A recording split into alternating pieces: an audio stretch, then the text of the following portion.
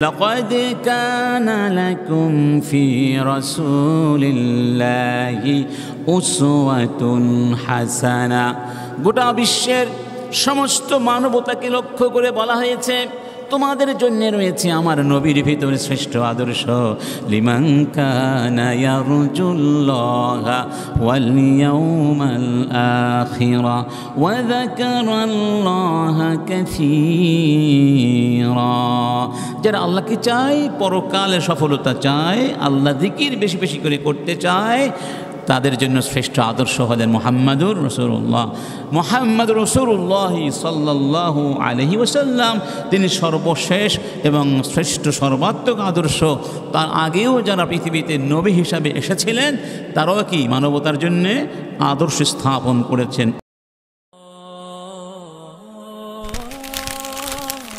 আইসিল media, সত্য ও দিন প্রচারের লক্ষ্যে। الصلاة والسلام على سيد المرسلين محمد وعلى آله وصحبه أجمعين، أما بعد، فأعوذ بالله من الشيطان الرجيم. بسم الله الرحمن الرحيم. لقد كان لكم في رسول الله أسوة حسنة، صدق الله العظيم. সম্মানিত উপস্থিতি, আল্লাহ সুবহানাহু ওয়া তাআলার শুকরিয়া আদায় করছি, যিনি আমাদেরকে মুসলিম বানিয়েছেন, আমাদের জন্যে তাঁর পক্ষ থেকে শ্রেষ্ঠ জীবন বিধান, শ্রেষ্ঠ কিতাব আল কোরআনুল কারীম দান করে আমাদেরকে সম্মানিত করেছেন।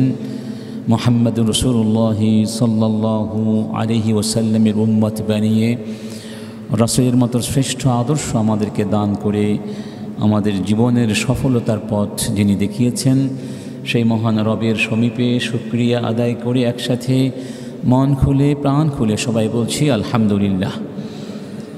আমরা যে বিষয়টি নিয়ে আলোচনা করছিলাম সে বিষয়টি ছিল শক্তিমত্তা অর্জনে ইসলামের নির্দেশনা, অর্থাৎ অস্তিত্ব টিকিয়ে রাখার জন্যে, এই জমিনে সত্যকে বিজয়ী করার জন্যে, আল্লাহর দ্বীনকে প্রতিষ্ঠিত করবার জন্যে কি দরকার? শক্তি দরকার।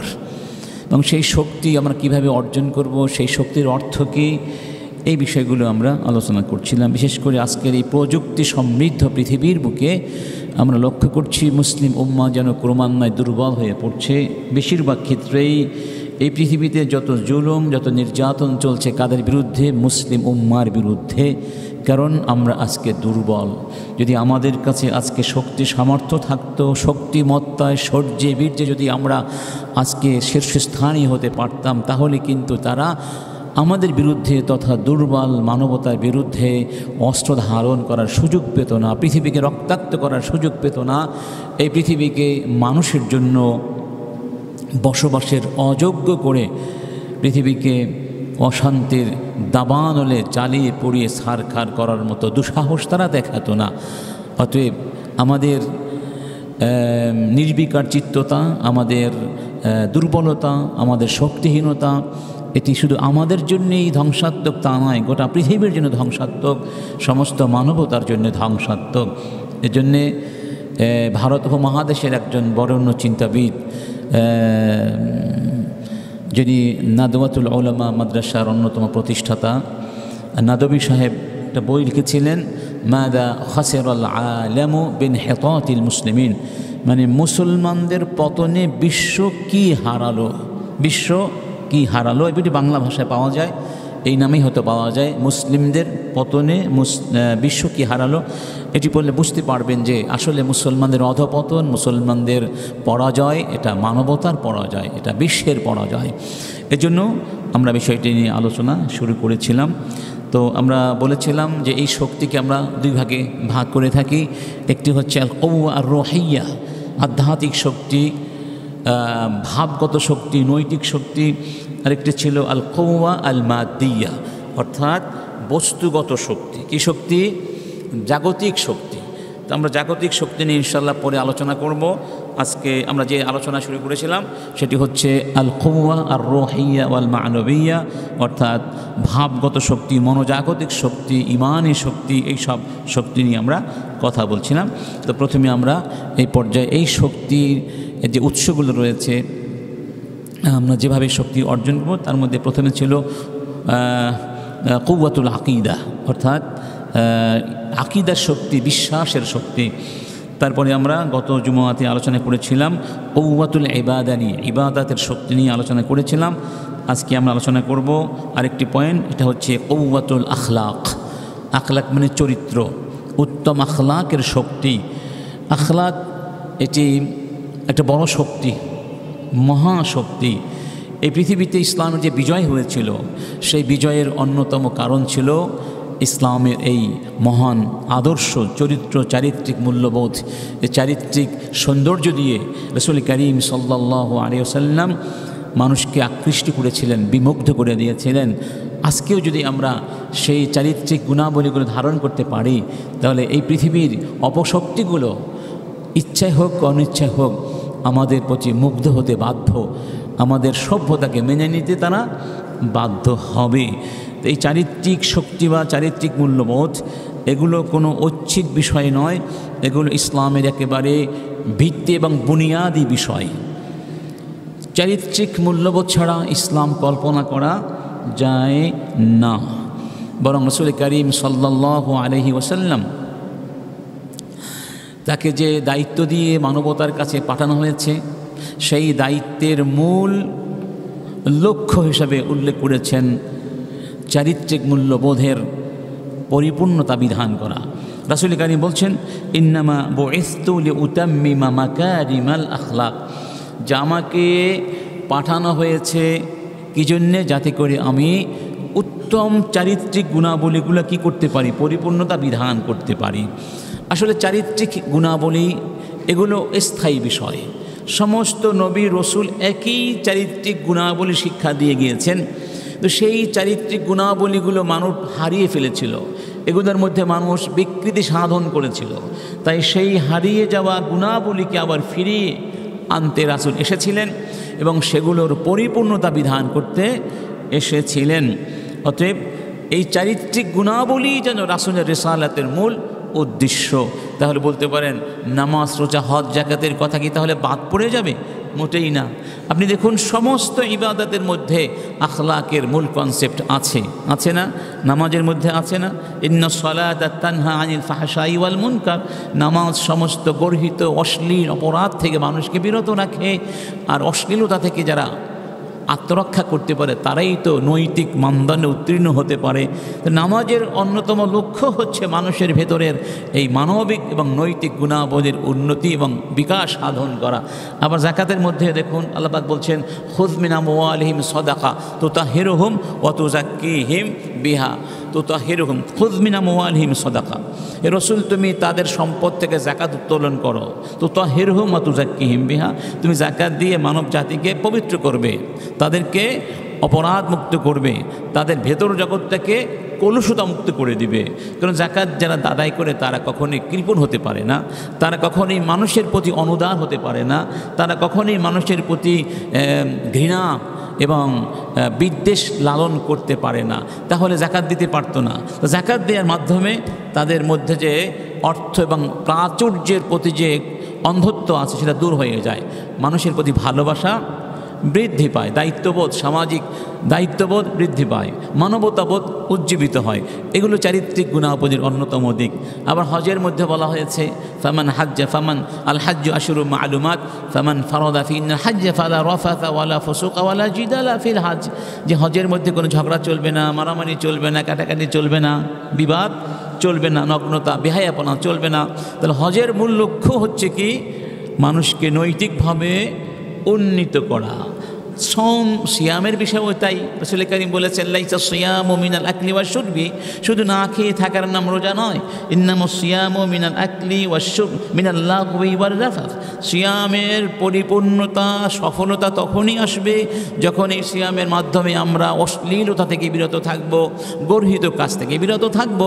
তাহলে বোঝা গেল সমস্ত মৌলিক ইবাদতের অন্যতম লক্ষ্য হচ্ছে মানুষের মধ্যে মানবিক নৈতিক গুণাবলীগুলো জাগ্রত করে দেয়া।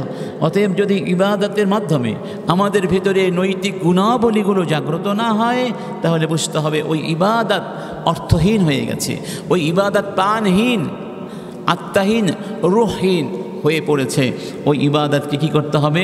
সংস্কার অর্থাৎ নবায়ন করতে হবে। ভালো করে ইবাদত করার জন্য উদ্বুদ্ধ হতে হবে। এক কথায় ব্যক্তি জীবনে বলুন, সমাজ জীবনে বলুন, রাষ্ট্রীয় জীবনে বলুন, নৈতিকতা ছাড়া, চারিত্রিক গুণাবলী ছাড়া কখনো শান্তি আসবে না, সফলতা আসবে না, সমৃদ্ধি আসার কোনো সম্ভাবনা নাই।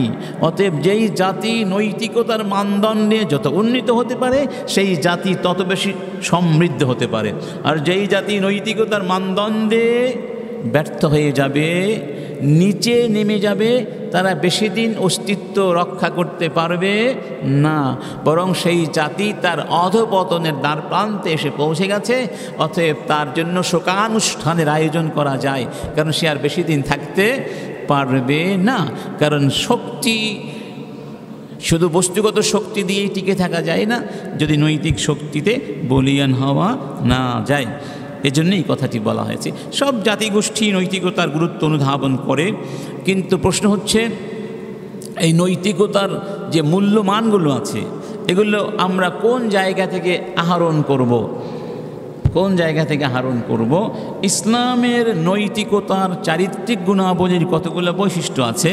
একটি হচ্ছে রব্বানিয়াতুল মাসদার, এগুলো তার কিমা, তার মূল্যগুলো আল্লাহর পক্ষ থেকে কোরআন সুন্নাহর ভেতর থেকে নিষ্কাশন করে। মানে আমরা আমাদের চারিত্রিক গুণাবলীর মূল্যমানগুলো, কিমা, এর জিনিসগুলো আমরা কোরআন সুন্নাহ থেকে গ্রহণ করি। তাহলে আমাদের আখলাকের উৎস হলো আল্লাহ অথবা আল ওয়াহয়ু মিনাল্লাহ, আল্লাহর পক্ষ থেকে ওহীগুলো আসে। যেই বস্তুর উৎস হন আল্লাহ, যেটা ওহী থেকে গ্রহণ করা হয়, সেগুলো নির্ভুল হয়, সেগুলো গ্যারান্টেড হয়, নিশ্চয়তাযুক্ত হয়, এগুলো সুফল দেবেই দেবে, এর মধ্যে কোনো সন্দেহ নাই। কারণ এগুলো কে দিয়েছেন? আল্লাহ। আলা ইয়ালামু মান খালাক ওয়া হুয়াল লাতীফুল খাবীর, যিনি সৃষ্টি করেছেন তিনি তো ভালো জানেন, এই সূক্ষ্মদর্শী, তিনি সব কিছু জানেন। অতএব আমাদের আখলাকের মূল হচ্ছে রব্বানিয়াতুল মাসদার, অর্থাৎ আল্লাহর পক্ষ থেকে এগুলো আমরা পেয়েছি। দ্বিতীয়ত, আখলাক আংশিক হলে হবে না, আখলাক হতে হবে সর্বাত্মক, পরিপূর্ণ। ইসলামের আখলাক পরিপূর্ণ আখলাক, আংশিক আখলাক নয়। অর্থাৎ ব্যক্তি জীবন, সমাজ জীবন, রাষ্ট্র জীবন, জীবনের যত দিক আছে, অর্থনৈতিক, তার রাজনৈতিক, আধ্যাত্মিক, সবগুলো দিক, সবগুলো বিভাগ, জীবনের সব কিছু ইসলামের আখলাকের মধ্যে এসে গেছে। কিছুই আখলাকের পরিধির বাহিরে নেই। অতএব এটা হচ্ছে পরিব্যাপ্ত এবং সর্বাত্মক আখলাক। 3 নম্বর, ইসলামের আখলাকটা আকলানিয়া। আকলানিয়া আরেকটা বৈশিষ্ট্য। আকলানিয়া মানে হচ্ছে ইসলামে এমন কোনো আখলাকের কথা বলা হয়নি, এমন কোনো চারিত্রিক বিষয়ের অবতারণা করা হয়নি যেগুলো মানুষের আখলাক, সুস্থ বিবেকবোধ গ্রহণ করে না, মানুষের আকল যেটা গ্রহণ করে না, অর্থাৎ যেটা বোধগম্য নয়, যেটা আকল গ্রাহ্য নয়, এমন কিছু ইসলামে নাই।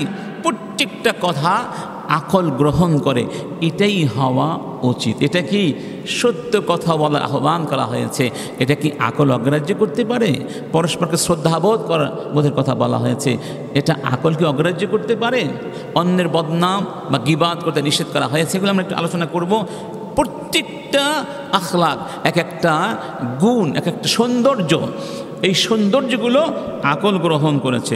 আরেকটি বৈশিষ্ট্য হলো আল ফিতরিয়া, মানে ইসলামের আখলাকগুলো এমন, এগুলোর সাথে মানুষের যে স্বভাব আছে, যে ফিতরাত আছে, যেই সহজাত প্রবৃত্তি আছে, এগুলো একাকার মিলে যায়, বিপরীত নয়। মানুষের স্বভাবের মধ্যে আল্লাহ 2 ধরনের স্বভাবই রেখেছেন, খারাপ স্বভাবও আছে, ভালো স্বভাবও আছে। কিন্তু আল্লাহ চাচ্ছেন এই ভালো স্বভাবগুলোকে খারাপ স্বভাবের উপরে বিজয়ী করতে। ফাআলহামাহা ফুজুরাহা ওয়া তাকওয়াহা ক্বাদ আফলাহা মান যাক্কাহা, যে আল্লাহ মানুষের নফসের মধ্যে ভালো মন্দ দুটোই রেখেছেন। ইন্না হাদাইনাহুস সাবিলা ইম্মা শাকিরা ওয়া ইম্মা কাফুরা। আল্লাহ চাচ্ছেন তার বান্দা শাকির হোক, কাফুর না হোক, তার বান্দা আত্মশুদ্ধি সম্পন্ন হোক, তার বান্দা পাপাচারের মধ্যে হারিয়ে না যাক। এজন্য মানুষের স্বভাবের মধ্যে আল্লাহ পাক কিছু ক্ষমতা দিয়েছেন, সেই ক্ষমতাগুলোকে উজ্জীবিত করতে পারলে সে ওই সব অপরাধ প্রবৃত্তির বিরুদ্ধে বিজয়ী হতে পারবে। সেই ক্ষমতাগুলোকে কার্যকর করার জন্য এই আখলাকগুলো শ্রেষ্ঠ উপাদান। আরেকটি হচ্ছে আল ওয়াসাতিয়া। ইসলামের আখলাকের মধ্যে ভারসাম্য আছে, মধ্যম পন্থা আছে, চরম পন্থাও নাই, আবার চূড়ান্ত শৈথিল্য বা নরম পন্থাও নাই। এটাকে বলা হয় আল ওয়াসাতিয়া অথবা আত-তাওয়াজুন, এটা ইসলামের মধ্যে আছে। এরপরে আপনার আদ-দাইমুমাহ, এটা চিরস্থায়ী আখলাক, অর্থাৎ কিয়ামত পর্যন্ত এর মধ্যে কোনো পরিবর্তন আর আসার সম্ভাবনা নাই। ইসলাম যে নীতিমালা বা নৈতিক নীতিমালা দিয়েছে এগুলো চিরন্তন, এগুলো শাশ্বত। এরপরে আরেকটি হচ্ছে এগুলো সালেহা লিকুল্লি জামানিন ওয়া মাকান, সমস্ত জায়গার জন্যে, সমস্ত জমানার জন্যে উপযুক্ত, প্রযোজ্য। এমন নয় যে কোনো একটা সময় প্রযোজ্য আর একটা সময়ে প্রযোজ্য নয়, সব ক্ষেত্রেগুলো প্রযোজ্য। আরেকটি সবচেয়ে বড় বৈশিষ্ট্য হলো এই আখলাকগুলো শুধু তাত্ত্বিক পর্যায়ে সীমাবদ্ধ রাখা হয় নাই, এগুলোকে বাস্তবে বাস্তবায়ন করে কিভাবে সমৃদ্ধ হতে হবে সেই জন্য একজন শ্রেষ্ঠ আদর্শ আমাদের সামনে পেশ করা হয়েছেন। তিনি হলেন মুহাম্মদুর রাসূলুল্লাহ সাল্লাল্লাহু আলাইহি ওয়াসাল্লাম। স্বয়ং আল্লাহ যার ব্যাপারে বলছেন ওয়া ইন্নাকা লাআলা খুলুকিন আযীম, নুন ওয়াল কালামি ওয়া মা ইয়াসতুরুন মা আনতা বিনি'মাতি রাব্বিকা বিমাজনুন ওয়া ইন্না লাকা লাআজরান গায়রা মামনুন ওয়া ইন্নাকা লাআলা খুলুকিন আযীম। হে রাসূল, আপনি শ্রেষ্ঠ চরিত্রের অধিকারী। অন্য জায়গায় বলা হয়েছে লাকাদ কানা লাকুম ফি রাসূলিল্লাহি উসওয়াতুন হাসানা। গোটা বিশ্বের সমস্ত মানবতাকে লক্ষ্য করে বলা হয়েছে তোমাদের জন্য রয়েছে আমার নবীর ভিতরে শ্রেষ্ঠ আদর্শ। লিমান কানা ইয়ারজুল্লাহা ওয়াল ইয়াউমাল আখিরা ওয়া যাকারাল্লাহা কাসীরা। যারা আল্লাহকে চায়, পরকালে সফলতা চায়, আল্লাহ জিকির বেশি বেশি করে করতে চায়, তাদের জন্য শ্রেষ্ঠ আদর্শ হলেন মুহাম্মাদুর রাসূলুল্লাহ। মুহাম্মাদুর রাসূলুল্লাহ সাল্লাল্লাহু আলাইহি ওয়াসাল্লাম, তিনি সর্বশেষ এবং শ্রেষ্ঠ সর্বাত্মক আদর্শ। তার আগেও যারা পৃথিবীতে নবী হিসাবে এসেছিলেন তারাও কি মানবতার জন্যে আদর্শ স্থাপন করেছেন ওই আখলাকের ভিত্তিতে। যেমনটা আল্লাহ পাক অন্যত্র বলছেন সূরা আল মুমতাহানার ভেতরে قد كانت لكم أسوة حسنة في إبراهيم والذين معه إذ قالوا لقومهم إنا براء منكم ومما تعبدون من دون الله। তোমাদের জন্য সুন্দর আদর্শ রয়েছে ইব্রাহিম আলাইহিস সালামের ভেতরে, এবং তার সাথে যারা ছিলেন, যারা তাদের কওমকে বলেছিলেন হে আমাদের কওম, তোমাদের সাথে আমাদের কোনো সম্পর্ক নেই। তোমরা যেই সমস্ত দেবদেবীর পূজা করো, তোমরা আল্লাহকে বাদ দিয়ে যে সমস্ত আদর্শ ধারণ করেছো, এই সব আদর্শ যতদিন তোমরা ধারণ করে থাকবে ততদিন তোমাদের সাথে আমাদের আদর্শিক কোনো সম্পর্ক নেই। কাফারনা বিকুম ওয়া বাদা বাইনানা ওয়া বাইনাকুমুল আদাওয়াতু ওয়াল বাগদাউ আবাদান হাত্তা তুমিনু বিল্লাহি ওয়াহদা।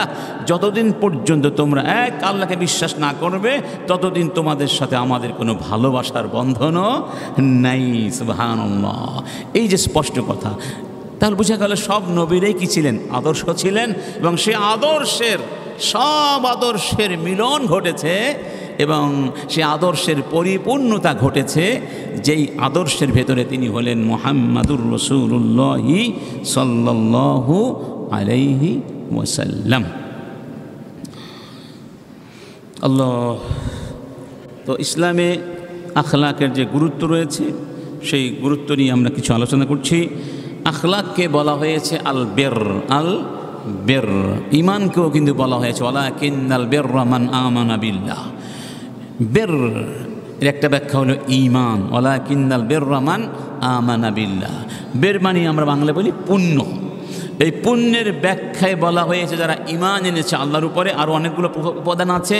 আবার অন্য হাদিসে বলা হয়েছে আল বিররু হুসনুল খুলুক। এক ব্যক্তি এসে রাসূলকে প্রশ্ন করলেন, ইয়া রাসূলুল্লাহ মাল বিররু ওয়া মাল ইসমু, কোনটি বের কোনটি গুনাহ, কোনটি পাপ কোনটি পুণ্য, কোনটি ভালো কোনটি মন্দ, কি করে বুঝবো? রাসূল কারীম বললেন আল বিররু হুসনুল খুলুক, ভালো পুণ্য হলো উত্তম চরিত্র। হুসনুল খুলুক উত্তম চরিত্র। ওয়াল ইসমু মা হাকা ফি সাদরিকা ওয়া কারিহতা আন ইয়াত্তালিআ আলাইহি নাস, আর পাপ হচ্ছে সেই জিনিসটি যেই জিনিসটি তোমার মনের মধ্যে সংকীর্ণতা সৃষ্টি করে এবং কেউ তোমাকে দেখুক সেটা তুমি পছন্দ করো না। মানে যেই কাজটি করতে গেলে, যেই কথাটি বলতে গেলে মানুষের ভেতর থেকে সংকীর্ণতা বোধ অনুভূত হয়, এক ধরনের দংশন অনুভূত হয়, এই কাজটি করা ঠিক না, মানুষ দেখলে কি বলবে। বুঝতে পেরেছি? এগুলো হচ্ছে পাপ। তাহলে পাপ আর পুণ্য শনাক্ত করার প্রাথমিক একটা মানদণ্ড হচ্ছে মানুষের মন, মানুষের বিবেক। এই বিবেকটা, মনটা হচ্ছে একটা স্বচ্ছ দর্পণ, আয়নার মতো। এই আয়নার ভেতরে একটা প্রতিফলন, রিফ্লেকশন ঘটে, এই কাজটি ভালো নাকি খারাপ। এই আয়না, এই মানদণ্ড সবসময় যে কাজ করে তাও নয়। মানুষ যদি অন্যায় করতে থাকে এই মানদণ্ড নষ্ট হয়ে যায়, এই আয়নাটাও তার স্বচ্ছতা হারিয়ে ফেলে, তখন আর ভালো মন্দ সে বুঝতে পারে না। এটা হচ্ছে একটা প্রাথমিক বা প্রাইমারি মানদণ্ড বলতে পারেন। এক কথা হাদিসে বলা হয়েছে হুসনুল খুলুকই হচ্ছে কি পুণ্য। সুবহানাল্লাহ। এই জন্য হুসনুল খুলুক বা উত্তম চারিত্রিক গুণাবলী বাদ দিয়ে মুসলমান হওয়া যাবে না। আমরা অনেকেই দেখি এই নামাজ পড়তে পড়তে এখানে কালো দাগ পড়ে গেছে। কী দাগ পড়ে গেছে? কালো দাগ, সুন্দর কালো দাগ। সুবহানাল্লাহ। দেখলে মনে হয় যে তাহাজ্জুদ পড়ে পড়ে কালো দাগ পড়ে গেছে। কিন্তু আমার যখন বাস্তব মুআমালাতের জগতে চলে যাই, দেখি এক নম্বর চোর।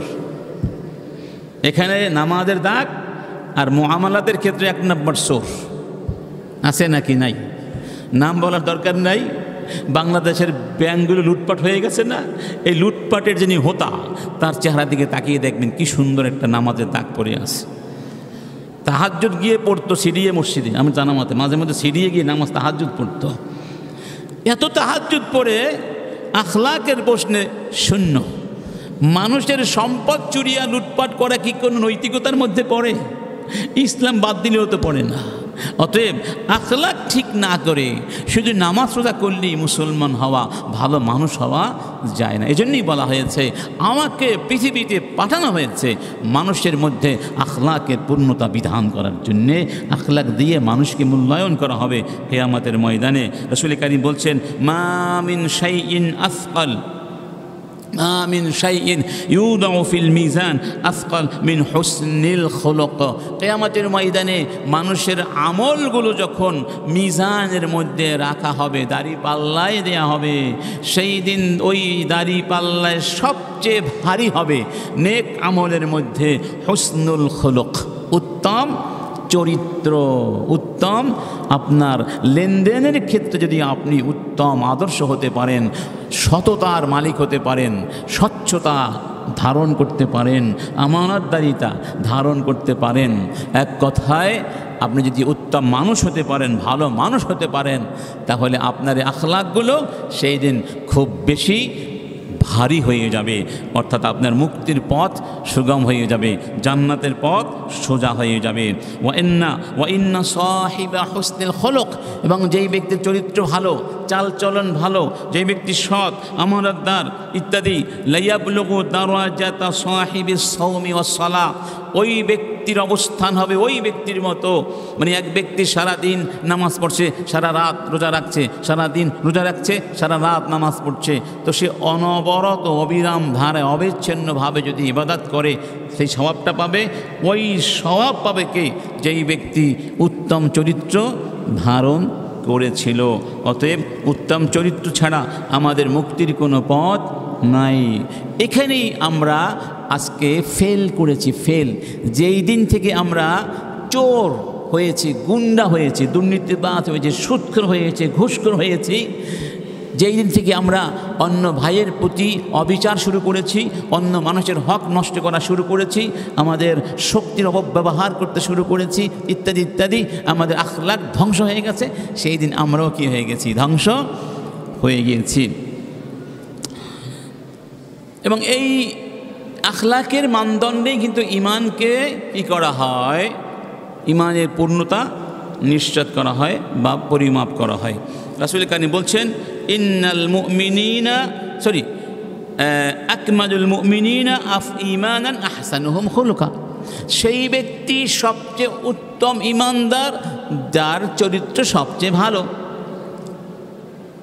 মানে যার চরিত্র উত্তম তার ঈমানও উত্তম, যার চরিত্র শ্রেষ্ঠ তার ঈমানও কি শ্রেষ্ঠ, যার চরিত্র শ্রেষ্ঠ ঈমানও পূর্ণ। তাহলে ঈমানদার হতে হলে আখলাক লাগবে, আবার আখলাক সম্পন্ন হতে হলে ঈমান লাগবে। ঈমান আখলাকের জন্যে প্রিরিকুইজিট, আবার আখলাকের জন্যে ঈমান প্রিরিকুইজিট। একটি আরেকটির পূর্ব শর্ত। ঈমান আছে, আখলাক নাই, হবে না। আখলাক আছে, ঈমান নাই। যখন দুটো একত্রিত হয়ে যাবে তখন ব্যক্তি হয়ে যাবে আল্লাহর কাছে মাকবুল বান্দা, পরিপূর্ণ মানুষ। সুবহানাল্লাহ। এই জন্য অন্য হাদিসে বলা হয়েছে, ইন্না মিন আখয়ারিকুম আহসানুকুম আখলাকা। তোমাদের মধ্যে যাদের আখলাক যত আহসান তারা তত উত্তম, তারা তত শ্রেষ্ঠ। কিয়ামতের ময়দানে রাসূলের সান্নিধ্যে থাকার, রাসূলের শাফাআত লাভের আকাঙ্ক্ষা আমাদের সবারই আছে, অবশ্যই আছে। এই আকাঙ্ক্ষা বাস্তবায়ন করতে হলে আখলাককে রাসূলের আখলাকের মতো করার চেষ্টা করতে হবে। রাসূল কারীম বলছেন, আলা উখবিরুকুম বিআহসানিকুম বিআহাব্বিকুম ইলাইয়া ওয়া আকরাবিকুম মিন্নি মাজলিসান ইয়াউমাল কিয়ামা। সাহাবীদেরকে বললেন, আমি কি তোমাদেরকে বলবো কিয়ামতের দিন তোমাদের মধ্য থেকে কারা সবচেয়ে আমার কাছে থাকবে এবং কারা কারা আমার সবচেয়ে বেশি আপন হবে? কোথায়? কিয়ামতের ময়দানে। একবার বললেন, তারা কোনো কথা বললেন না। আবার বললেন, সাহাবায়ে কেরাম চুপচাপ কিছু বললেন না। তিনবার রাসূল প্রশ্ন করলেন। তিনবার বলার পরে সাহাবীরা বললেন, নাআম ইয়া রাসূলুল্লাহ, হে রাসূল অবশ্যই বলুন। রাসূল তখন বললেন, আহসানুকুম আখলাকান, তোমাদের মধ্যে আহসান যেই ব্যক্তি শ্রেষ্ঠ হবে, আখলাকান খুলুকের দিক থেকে, চরিত্রের দিক থেকে সেই ব্যক্তি কিয়ামতের ময়দানে আমার সবচেয়ে কাছে থাকবে, আমার সবচেয়ে বেশি ভালোবাসা পাবে। সুবহানাল্লাহ বলবো না?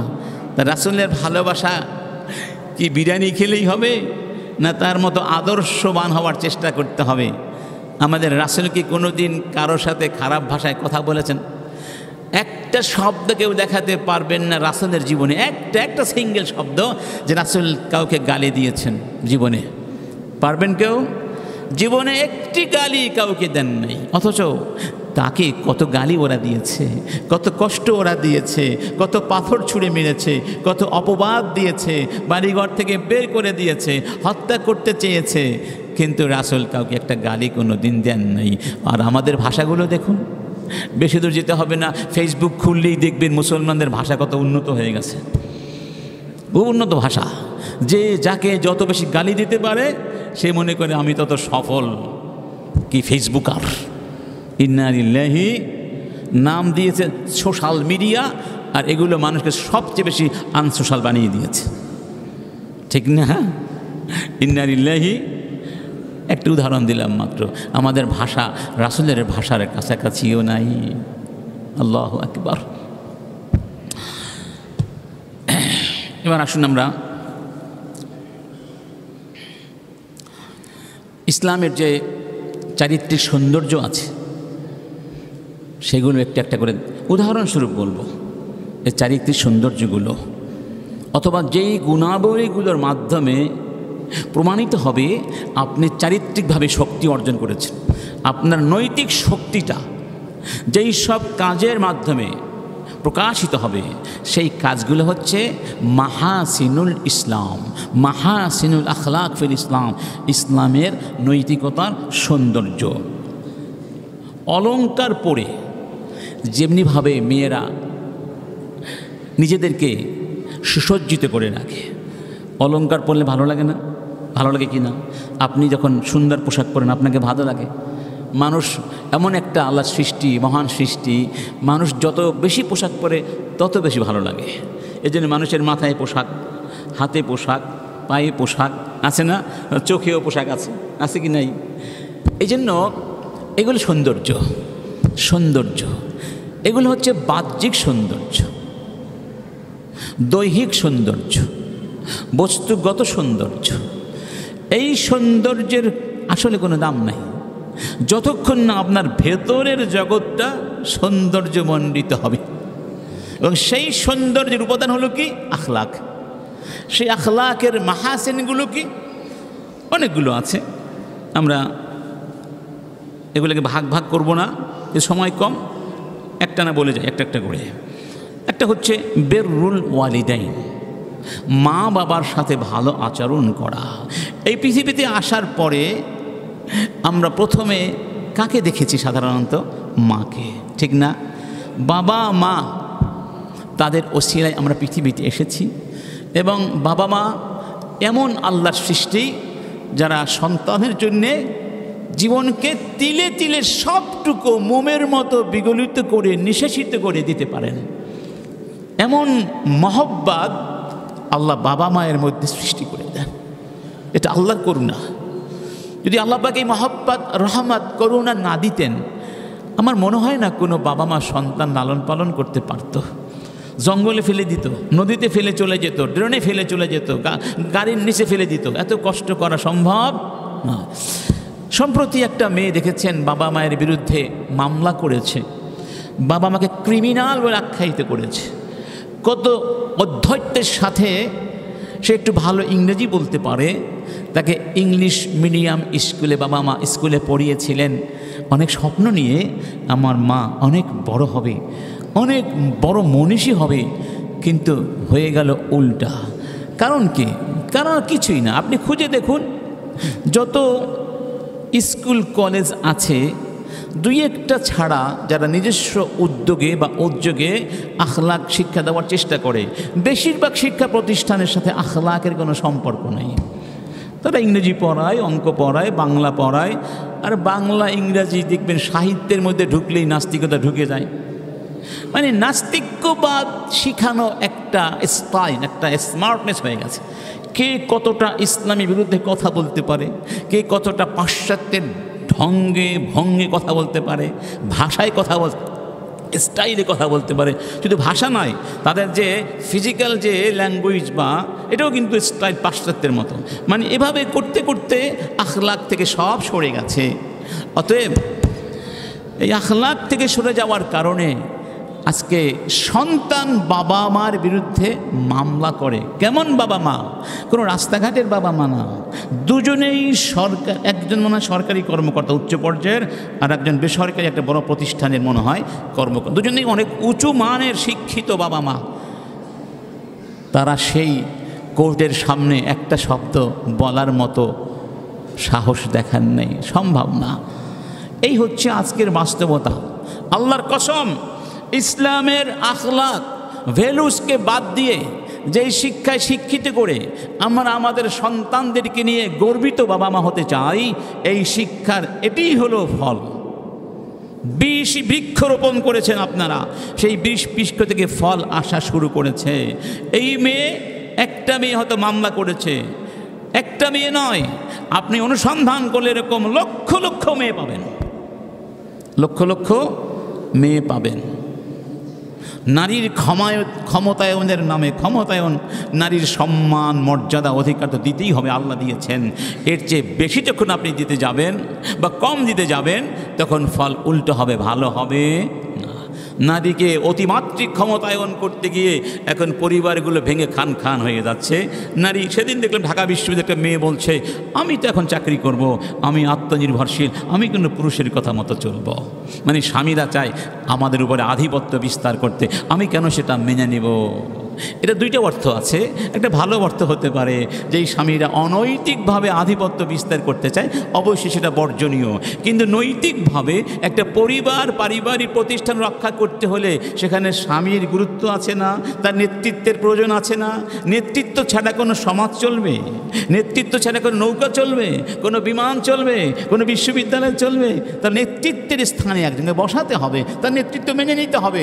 সবাই যদি নেতা হতে চায় সমান সমান, তাহলে তো আজকে যেমন দেখেন না, মারামারি করে প্রতিদিন মরছে, মানুষ মরছে, যুবকেরা মরছে, কারণ সবাই নেতৃত্ব চায়, কেউ কারণ নেতৃত্ব মানতে চায় না।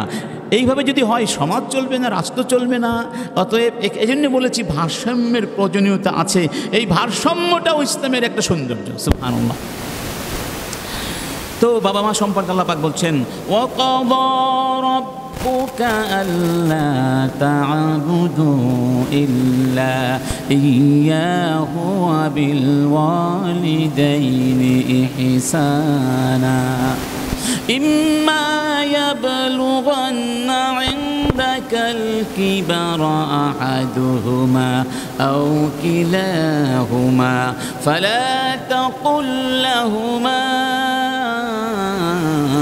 উফ ولا تنهرهما وقل لهما قولا كريما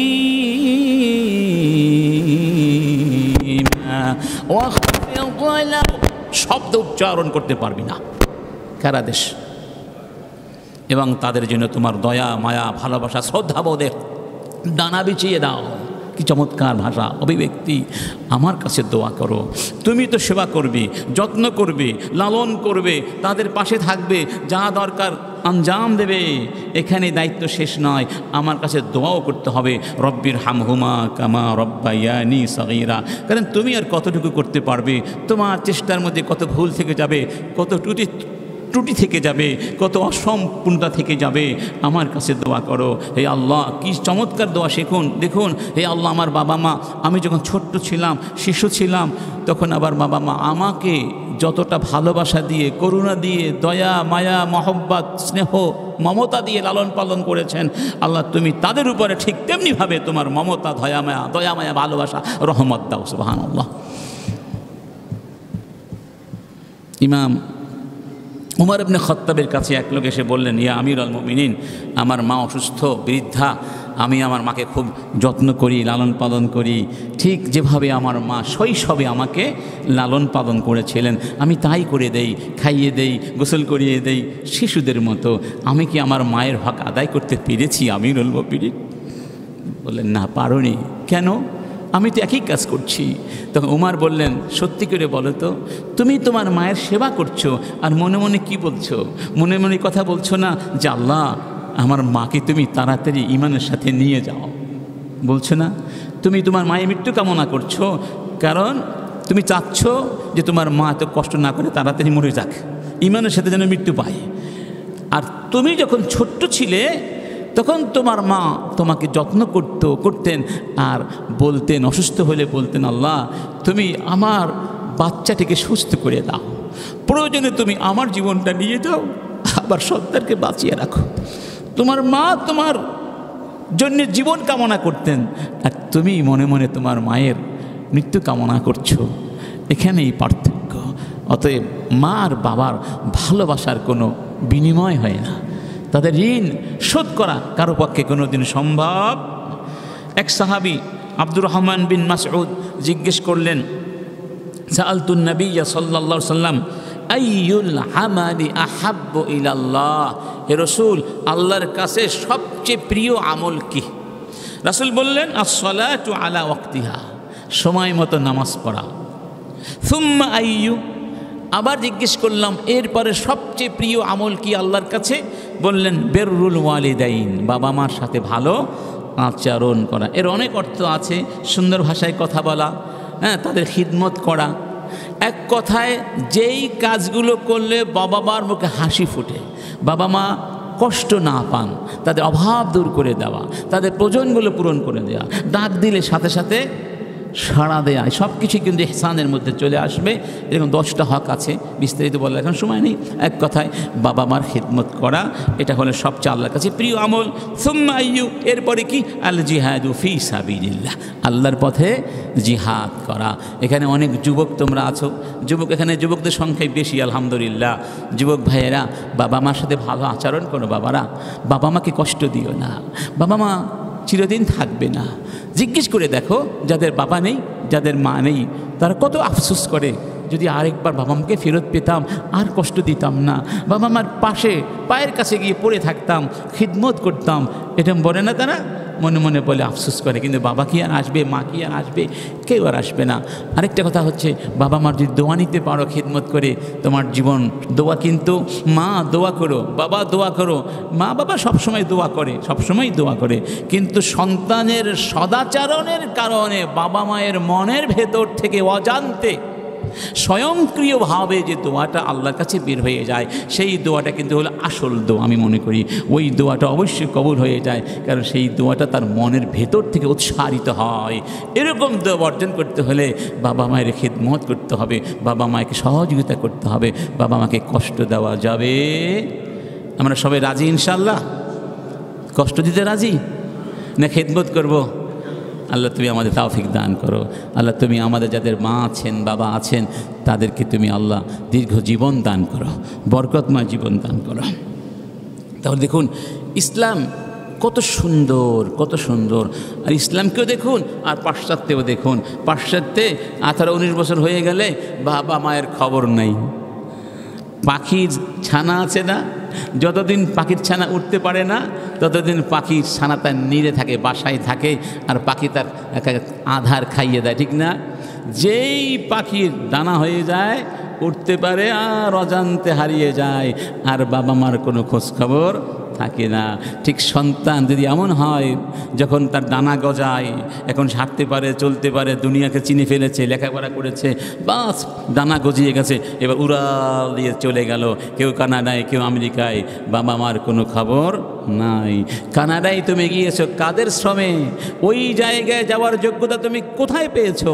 ওই বাবা মায়ের রক্ত ঘাম ঝরিয়েছিলেন বলে আজকে তুমি কানাডায় যেতে পেরেছো, আমেরিকায় যেতে পেরেছো, তুমি ওই বড় বড় পদে বসার যোগ্যতা অর্জন করেছো। তো পদে গিয়েই প্রথম আঘাতটা অনেকে বাবা মাকে করে, ঠিক না? ঠিক একটা বিয়ে করে, যেহেতু তার বাবা মা গরিব মানুষ, আমাদের দেশে বেশিরভাগ মানুষ তো গরিব, গ্রাম থেকে শহরে গিয়ে লেখাপড়া করে বড় হয়েছে, এখন অনেক বড় পদ পেয়ে গেছে, এক বড় লোকের মেয়ে বিয়ে করেছে, এখন তো গরিব বাবা মা ভালো লাগে না। তো প্রথম আঘাতটা আসে কাদের উপরে? বাবা মায়ের উপরে। অকৃতজ্ঞ এরা, অকৃতজ্ঞতার শাস্তি বড় কঠিন। ওয়ালা ইন কাফারতুম ইন্না আযাবি লাশাদীদ, আল্লাহ বলেছেন। অতএব বাবা মাকে কোনো অবস্থাতেই কষ্ট দেওয়া যাবে না। 2 নম্বর সিলাতুর রহিম, আত্মীয়তার বন্ধন বজায় রাখা। এটা ইসলামের অনন্য একটি নির্দেশনা এবং চারিত্রিক মূল্যবোধ, সৌন্দর্য। আমাদের সমাজে এটিও একটা বড় সমস্যা। আত্মীয়দেরকে মূল্যায়ন না করে অনাত্মীয়দেরকে নিয়ে দিন রাত কত অনুষ্ঠান করে, কত কিছু করে, আত্মীয়দের খবর নাই। অথচ অধিকার কাদের বেশি ছিল? আত্মীয়দের বেশি ছিল। আত্মীয়দের খোঁজখবর জেনে সম্পদ কমে যাবে, দান খয়রাত করতে হবে, এই ভয়ে অনেকে খোঁজখবরও নেয় না। অথচ বিষয়টা হচ্ছে উল্টা। রাসূল বলেছেন, মান আহাব্বা আন ইউবসাতা লাহু ফি রিজকিহি ওয়া ইউনসা লাহু ফি আসারিহি ফালইয়াসিল রাহিমাহ। যেই ব্যক্তি চায় আল্লাহ পাক তার রিজিক বাড়িয়ে দিন, তার হায়াতের মধ্যে বরকত দান করুন, সে যেন আত্মীয়তার সাথে ভালো সম্পর্ক রাখে, আত্মীয়দের খোঁজখবর নেয়। অর্থাৎ আত্মীয়দের সাথে ভালো সম্পর্ক রাখলে আল্লাহ রিজিকের মধ্যে বরকত দান করেন, জীবনের মধ্যেও বরকত দান করে। ইন্নাল্লাহা ইয়া'মুরু বিল আদলি ওয়াল ইহসানি ওয়া ইতাইযিল কুরবা ওয়ায়ানহা আনিল ফাহশাই ওয়াল মুনকারি ওয়াল বাগি ইয়াইযুকুম লাআল্লাকুম তাযাক্কারুন। এটিকে বলা হয়েছে কোরআনের সবচেয়ে এমন একটি মহান আয়াত, আজমাউ লিমাআনিল কুরআনি কুল্লি, যে আয়াতের মধ্যে কোরআনের সমস্ত অর্থের সমাবেশ ঘটেছে। ছোট্ট একটা আয়াত, যেটা প্রত্যেক জুমার শেষ খুতবার মধ্যে আমরা প্রায় বলে থাকি না, ইন্নাল্লাহা ইয়া'মুরু বিল আদল, আল্লাহ আদেশ করেছেন তোমরা ন্যায় বিচার করবে, ওয়াল ইহসান, ইহসান করবে, ওয়া ইতাইযিল কুরবা, ইতা মানে দেয়া, দিল করবা আত্মীয়, নিকটাত্মীয়দেরকে তার হকগুলো আদায় করে দেবে। এটা কার আদেশ? আল্লাহর আদেশ। আত্মীয়তার বন্ধনকে বলা হয় সিলাতুর রহিম। সিলাহ মানে সম্পর্ক, রহিম মানে রেহেম, রেহেমের সম্পর্ক। তার মানে এই রহিম শব্দটি এসেছে রহামিম, রহমুন থেকে। আল্লাহর নাম রহমান, আল্লাহর নাম রহিম, রহমান রহিমের মূল শব্দ রহামিম। তা রহামিম থেকে রহমান, রহিম, রহিম সবগুলো শব্দ ডিরাইভড হয়েছে, গ্রহণ করা হয়েছে। তার মানে রহিমের সঙ্গে যাদের সম্পর্ক আছে, রহিমের সঙ্গে তাদের সম্পর্ক আছে। রহিমের সঙ্গে যাদের সম্পর্ক নাই, রহিমের সঙ্গেও তাদের সম্পর্ক নাই।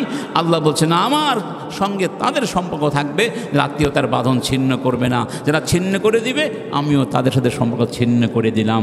আর আল্লাহর সাথে সম্পর্ক ছিন্ন হয়ে গেলে আপনার বাড়ি গাড়ি টাকা পয়সা দিয়ে কী লাভ? কোনো লাভ নাই। এই জন্য যাদের যত আত্মীয় স্বজন আছে একটু খোঁজখবর নেবেন। আজকে আমরা এমন একটা সভ্যতায় অভ্যস্ত হয়ে গেছি, বিশেষ করে শহুরে জীবনে, এত ব্যস্ত জীবন, খবর রাখারও সময় হয় না। এই যে আমাদের বাচ্চারা, আমাদের এই প্রজন্মের বাচ্চারা ফুফুদেরকে চিনে না ভালো করে, মামাদেরকে চিনে না, খালাদেরকে চিনে না। ওই বছরে 3-4 বছর একবার দেখা হয়, এই পর্যন্ত, ঠিক না?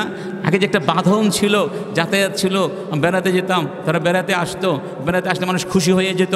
এখন বেড়াতে আসলে নাকি খুশি হতে পারে না, কষ্ট পায়। কারণ জানি না কেন বেড়াবেড়ির এখন অভ্যাসটা কমে গেছে না, অনেক নাই বললেই চলে। খুব কম পরিবারেই, চিটাঙে মানে একটু আছে আলহামদুলিল্লাহ, চিটাঙের সামাজিকভাবে এটা একটা প্রথা এখনও আলহামদুলিল্লাহ আছে। তবে এখানে বাড়াবাড়িও আবার আছে। কি আছে? গরু কোরবানি দিতে হবে, অনেক বাড়াবাড়িও আছে। এই বাড়াবাড়িগুলো বাদ দিয়ে আমরা আত্মীয়তার বাঁধনকে ধরে রাখবো ইনশাল্লাহ। কারা কারা রাজি আছেন? আমি কি স্কুলে গিয়েছিলাম, স্কুলের নামটা মানে সাইডার, যা প্রিন্সিপাল তোহা সাহেব কুসম্ভব, উনি আমাকে বলেন আমি একটা কাজ করি। ওনার অনেকগুলো পলিসি আছে যে আমি যখন স্কুল ছুটি হয়ে যায় এবং বাচ্চারা যখন ছুটি কাটিয়ে আসে, তা জিজ্ঞেস করি তুমি তোমার ফুফুদের নাম বলো, খালাদের নাম বলো, দাদাদের নাম বলো, চাচাদের নাম বলো, মামাদের নাম বলো।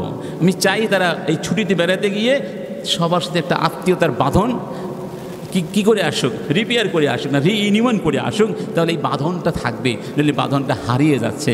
তো আমি চিন্তা করলাম খুব সুন্দর কনসেপ্ট, তো খুব দারুণ একটা কনসেপ্ট। এই জন্য স্কুল কলেজ থেকেও এই বাঁধন ধরে রাখার বিভিন্ন ধরনের কৌশল অবলম্বন করা যেতে পারে। আসলে আমাদের সমস্যা শিক্ষা ব্যবস্থার ভেতরে কঠিন সমস্যা। এই শিক্ষা ব্যবস্থা সংস্কার না করে অন্য কোনো সংস্কার তেমন কোনো কাজে আসবে বলে আমার মনে হয় না। কারণ শিক্ষায় যদি গলদ হয়, কাঁচা মালে যদি সমস্যা থাকে, তাহলে প্রোডাকশন তো নষ্ট হবে। অতএব কাঁচা মালকে করতে হবে সবচেয়ে উন্নত কোয়ালিটি সম্পন্ন, প্রোডাকশন হয়ে যাবে সুন্দর। আমার এখন প্রোডাকশন নষ্ট হয়ে গিয়েছে, কারণ কাঁচামাল কিনাই ঠিক নাই। আর সেই কাঁচামাল নিতে হবে কোরআন এবং সুন্নাহ থেকে। আজকে এখানে আমরা শেষ করছি ইনশাআল্লাহ। আল্লাহ সুবহানাহু ওয়া তাআলা, দুটো বললাম, বাকিগুলো ইনশাআল্লাহ পরে আলোচনা করব ধারাবাহিকভাবে ইনশাআল্লাহ। আল্লাহ পাক আমাদের সবাইকে ইসলামের আখলাকে গুণান্বিত হওয়ার তৌফিক দান করুন। ওয়া আখিরু দাওয়ানা আনিল হামদুলিল্লাহি রাব্বিল আলামিন। সবাই দাঁড়িয়ে। আইসিল মিডিয়া, সত্য ও দিন প্রচারের লক্ষ্যে।